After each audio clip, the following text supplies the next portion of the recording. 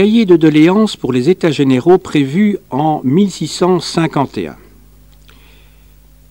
Il s'agit d'un extrait qui concerne la noblesse champenoise dénonçant la vénalité des offices. Ce texte se trouve dans un cahier de doléances donc, de la noblesse du bailliage de Troyes, c'est l'article 23, juillet-septembre 1651.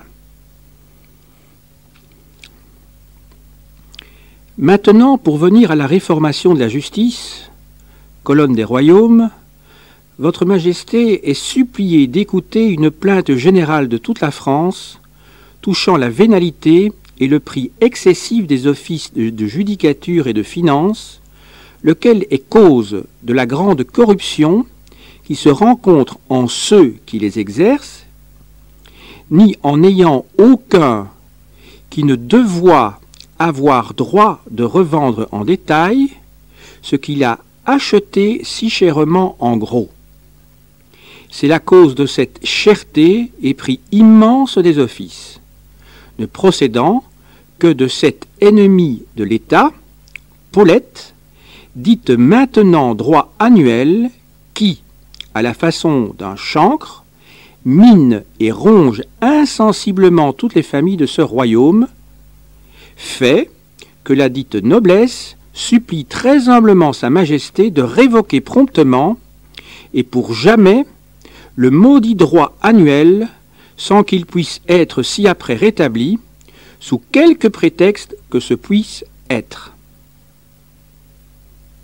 Et cela se peut au dernier décembre prochain, puisque les officiers n'ont payé aucun prêt, ni fait aucune avance, lorsqu'elle a été continuée et rétablie cette dernière fois, suppliant toute la noblesse de ce royaume de se joindre pour l'obtention du présent article, pour l'intérêt qu'elle a, que le prix des offices diminue et revienne si faire se peut, à celui du temps de nos pères, il y a 50 ou 60 ans, où un gentilhomme de robe pouvait appeler aux charges publiques 3 ou 4 de ses enfants, où maintenant il n'y a plus que les partisans qui le puissent faire, étant même impossible à un gentilhomme faisant profession des armes de mettre aucun de ses enfants, bien que capable, dans l'édite charge de la robe, à cause de leur prix excessif énorme, et vraiment, c'est un monstre dans l'État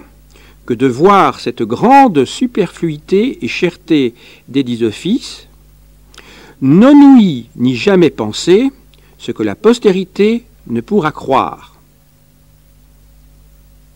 C'est ce qui nous oblige maintenant de supplier très humblement Votre Majesté de vouloir rétablir l'ordre ancien et qui se pratiquait avant le temps de Louis XII, qui était tel que quand il vaquait un office de judicature, soit aux cours souveraines, sièges royaux ou justice inférieure, ceux des lieux faisaient élection de 3 personnes idoines et capables pour l'exercice de l'office vacant, et le roi le conférait à l'un des 3, sans qu'il déboursât un seul denier, et comme tels offices ne leur avaient rien coûté, aussi rendait-il la justice gratuitement et sans épices, se contentant de l'honneur d'être juge, et aussi la conscience de Sa Majesté était déchargée envers Dieu et ses peuples.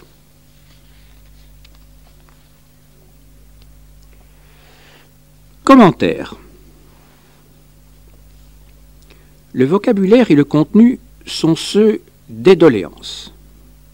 Écoutez une plainte, avec une nuance de véhémence dans l'expression prix excessif, énorme, immense, chancre qui mine et ronge, maudit, monstre. Cette plainte se veut argumentée. Cela se peut, puisque il est impossible, à cause, et construite comme une démonstration. C'est ce qui nous oblige de supplier Votre Majesté.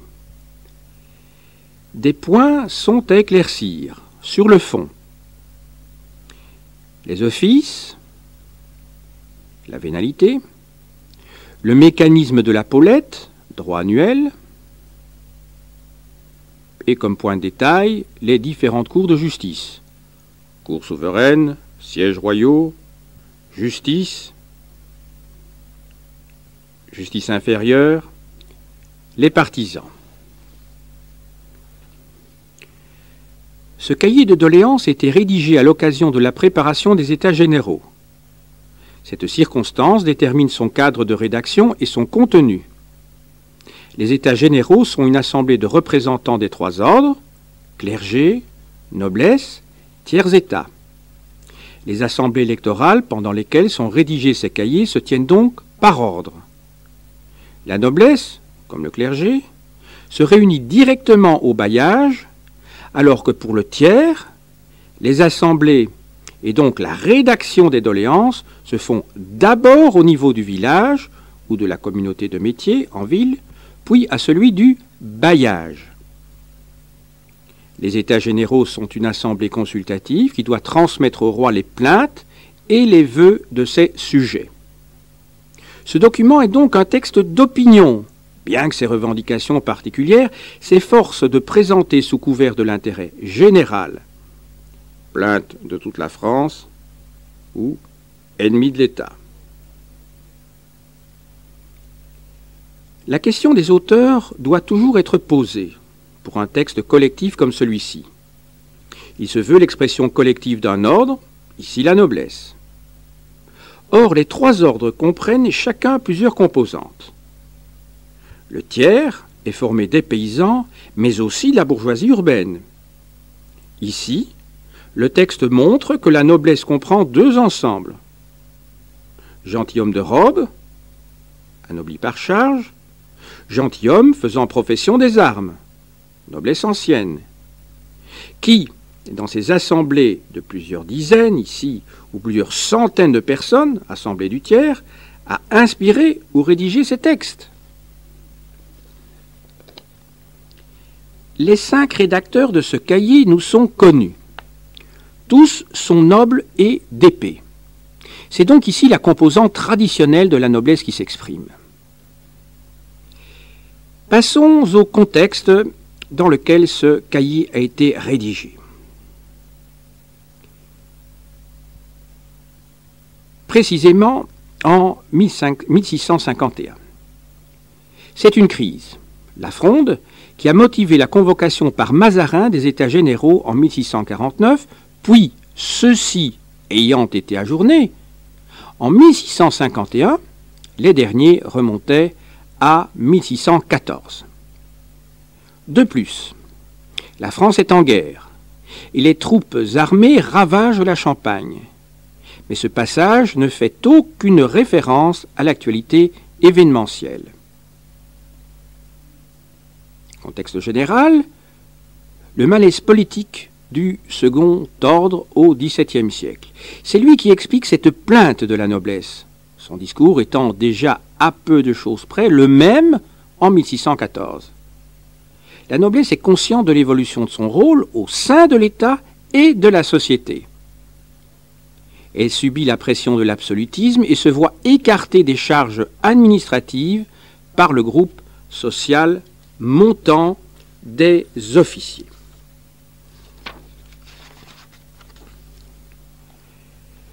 Ce texte expose à la fois une analyse, les doléances, et un projet politique, les vœux. Quels renseignements nous apporte-t-il sur la situation au milieu du XVIIe siècle, par du réel, et sur la mentalité de ses auteurs, par de l'idéologie? Un cahier de doléances est aussi révélateur par ce qu'il dénonce, et par la façon dont il le dénonce, que par ce qu'il souhaite. Sont dénoncées la vénalité et l'hérédité des offices au milieu du XVIIe siècle.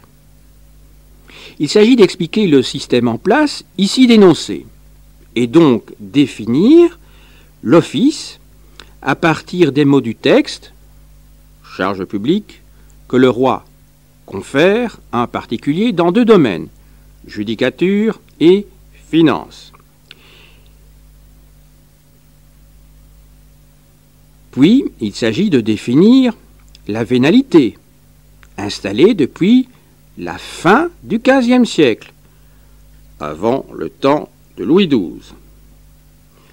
Enfin, il faut expliciter le passage en 1604, par la Paulette, à la transmission héréditaire, moyennant le paiement d'un droit annuel assez faible, un 60e de la valeur taxée de l'office, une sorte de prime d'assurance, le titulaire peut résigner son office à son gré et, en cas de décès, sa famille peut le vendre. La perception de ce droit était affermée, son appellation courante provient du nom du premier financier qui le prit à ferme, Paulet. Il convient d'évaluer la hausse des prix. Le document montre que les contemporains ont été sensibles à une forte augmentation. Prix immense, cherté non ouïe, ni jamais pensée. Les recherches des historiens confirment ce phénomène. De la fin du XVIe siècle aux années 1630, la valeur déflatée des offices est multipliée par 5. Une revendication immédiate et précise apparaît. Suppression de la Paulette. Cela se peut, déclare le texte, qui se fonde sur les aspects techniques. Les officiers n'ont fait aucune avance, mais élude prudemment les conséquences politiques. Car le désir de Mazarin de ne pas la renouveler est justement une des causes du mécontentement des officiers qui ont déclenché la fronde. Le cahier affirme que cela ferait baisser les prix, pour que le prix des offices diminue. En réalité, l'attrait des offices avait de multiples causes. Il donnait dignité, considération, voire noblesse. Derrière cette revendication immédiate, on trouve un vœu plus large et qui englobe le précédent. La suppression de la vénalité des offices de justice. C'est une revendication ancienne, mais dont la réalisation est improbable, car la monarchie aurait été obligée de rembourser les titulaires. Le cahier n'envisage pas cette question. La vénalité était-elle l'unique responsable de la corruption, comme le texte le prétend? En fait, les officiers ne pouvaient pas vivre de leurs gages, insuffisants. L'idée d'une justice gratuite et sans épices, après la suppression de la vénalité, est un mythe. Leur projet se résume donc à 2 suppressions, la Paulette et la vénalité. Il est fondé sur des rejets passionnels qui traduisent un refus du nouvel ordre monarchique et social du XVIIe siècle. Quelle est l'idéologie de la noblesse? Elle refuse les nouvelles valeurs de la société. Le document reproche au nouveau système d'accès aux charges d'être fondé sur l'argent, alors que les nobles occupaient autrefois, en raison de leur naissance, ces postes d'autorité, de juges et d'administrateurs. La hiérarchie indiquée, partisans, puis nobles de robe, enfin gentilshommes d'épée, dénonce le renversement des valeurs qui s'est opéré. Pour un noble, l'ordre doit être renversé et fondé sur la naissance et la tradition. D'abord le gentilhomme faisant profession des armes, puis celui qui était anobli par une charge, enfin le financier dont le statut est fondé sur le maniement de l'argent. L'exagération, il n'y a que les partisans qui le puissent faire, montre la haine que ceux-ci suscitent. La noblesse souhaite retourner à l'ordre ancien. Le terme exprime la nostalgie d'un âge nouveau, qui existait dans un passé situé de façon floue. Il y a 50 ou 60 ans, avant le temps de Louis XII. Cette période idéalisée est celle où la justice était seigneuriale et l'administration royale lointaine, c'est-à-dire des temps antérieurs à la construction de l'État moderne. Conclusion. Ce document rend compte de la mutation profonde qui affecte les élites du XVIIe siècle, ainsi que du sentiment d'exclusion et d'amertume de la noblesse traditionnelle devant la montée triomphante des officiers. Les nobles défendent des valeurs qu'ils tiennent pour essentielles et prétendent exprimer, à travers leurs propres revendications, l'intérêt du royaume tout entier.